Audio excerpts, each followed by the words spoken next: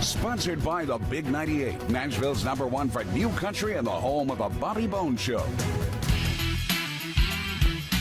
We're so honored to have back on the show Grammy award-winning country music legendary group. We've got Larry, Steve, and Rudy, the Gatlin Brothers. Hey, Eric, how you doing? Back in the studio. Us. We thought we were the McGuire sisters. So I'm glad you've kind of clarified things. You know what? It's so nice to have the three of you back in. And it's like, what a busy year you guys are having right now with new songs coming out. Amazing is an amazing song. Like you'll hear the amazing, amazing. Are they amazing or what? And also, Fair Wind. I got to tell you. Mostly fair winds have blown me. Okay. And, wow. Just wow. Some Elvira. That just, Elvira. Oh, I did last year. So anyway, that new song reminds me of your guys' gospel roots because it's hard to believe. I mean, 46 years, members of the Opry? How did that sneak up on us? Rudy. Well, you just keep breathing, keep living, and before you know it, you've put in 46 years. And you're back on the Opry. Some people keep shaving. I mean, did you? Well, really? What is Well, this? at least it looked. I trimmed. What do you think? So now this is going to be the look actually for the Christmas show also at the Opry, right? Because you guys are playing multiple dates, sold out dates to where people can come and see you sing Christmas songs. These will be the outfits. And it's all on GatlinBrothers.com, that schedule. No, I just Buy some stuff while you're there. Well, Well, he's got green sweater, red shoes. Yeah, probably so. Okay, no, I about like 30 it. minutes before the show, I just go to my locker at the Opry and go through there and grab something. So that's what I'm wearing. That's kind of the way I select. You guys are doing so much stuff besides all these other tours. You know, Rudy and I were talking about, you know, you guys are playing all over the country. You've got these new songs out. You have new videos out. Life is good for the Gatlin Brothers right now. Yes, it is. Bill Gaither called me one time and he said, Larry, see, Bill's kind of the Meltillith of gospel music. So he calls it, finally got it out, how you doing? I said, well, I'm a greatly blessed, highly favored, and perfect but forgiven child of God. He said, well, you know we got to write that idea. I said, yeah. I said, why do you think I told you? I said, you're the gospel songwriter of the century. I ain't never been the gospel songwriter of the week. So we wrote the song, and it won a gospel music award. So we are greatly blessed, and everything's a song title, and we just keep rocking. Why not? Well, and also you guys played the Nashville Songwriters event. You guys sang at that as well. Mm-hmm. We did. When I wrote the song, somebody, and I don't even know where it was, back during the pandemic, somebody said, in casual conversation, they said, well, Larry, that All to Go record done real good for y'all, didn't it? It's kind of country roots. I said, yeah, it did. I said, it's amazing what just the right 3 minutes can do. Well, I went and I didn't have to write it down. I'm not going to forget something like that. So I wrote it. We did made a record, whatever. We recorded it with Gordon Mote, incredible producer, incredible human. So I just sent it. I sent it to Mark Ford. I didn't have any real agenda. I just said, I'm grateful to be in the Nashville Songwriters Hall of Fame. I wouldn't be in there without these two fellas. I said, it's about what we do. It's about what songwriters do. Well, he and Carol Ann, his wife, loved the song. We're going to do a book. You're alluding to ask some of our songwriter buddies to come sing it with us on the show that night, because all of those people in that audience, people who are in the Hall of Fame, their families, their band, the people who work in their office, the people who sell tickets at their shows and sell popcorn and the ushers and park cars. The one thing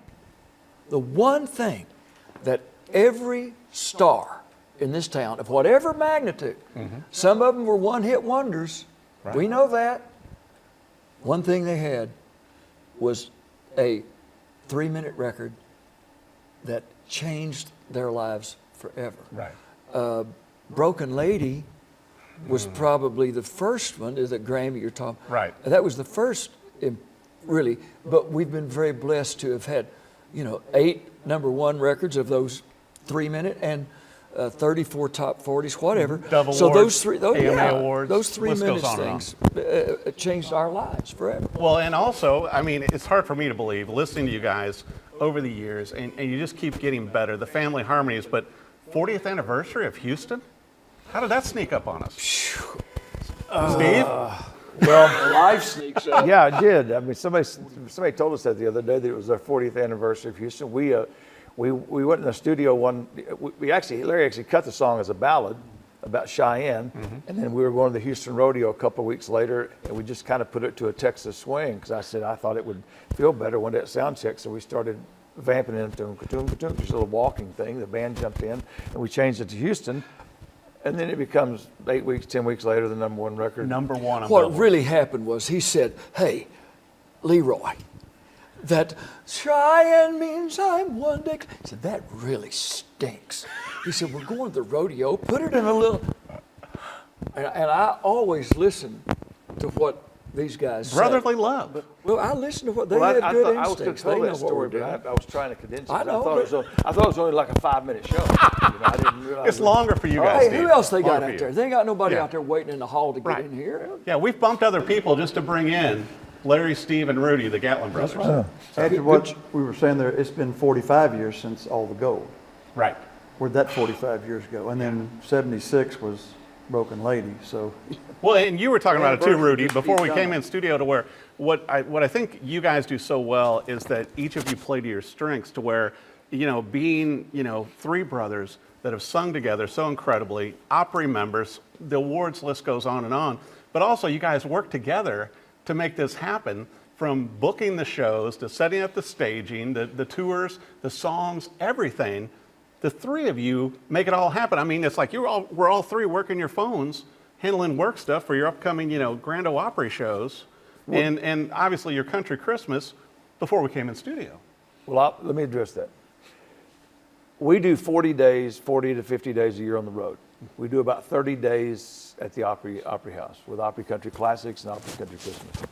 But keep in mind, to do 50 concerts a day, we normally go a day before, it takes us a day to get home. Right. So that's still 100 to 150 days roughly a year. Right. Plus, Larry does some solo work, Rudy does some solo work, and we have other things that we travel and do. So in order to do 40 or 50, we cut back down and took on some of the responsibilities so we could take care of all that Well, it stuff. also gives you time to work on the middle names of your grandchildren. Well, it did. It's the Christmas song. I wrote the song 20 years ago. My little, now my 22-year-old beautiful eldest granddaughter, Parker, she had a little sister, Campbell.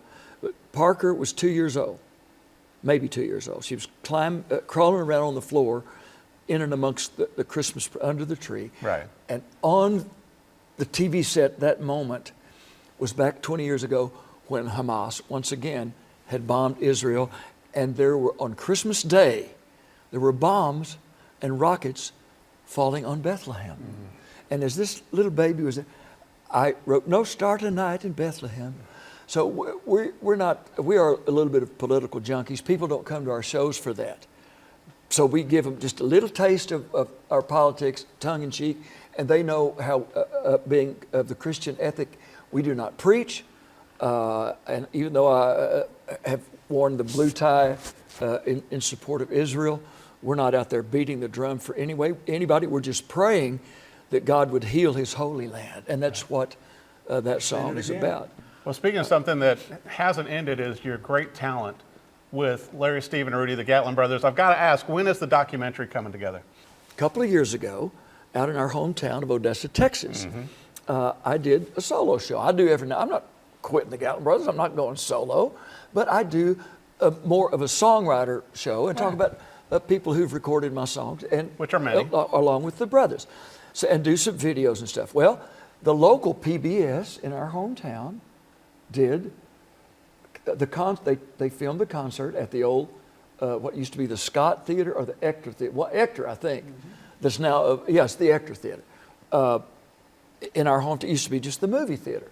So they did that. They filmed it, and they used it for local. And we did some videos of you two.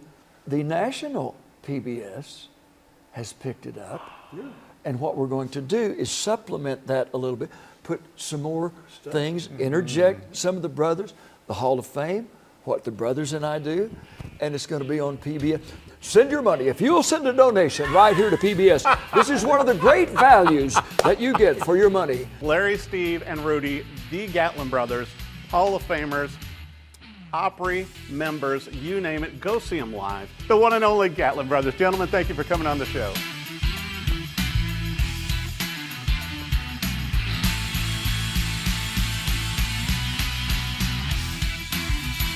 Sponsored by the Big 98, Nashville's #1 for new country and the home of the Bobby Bones Show.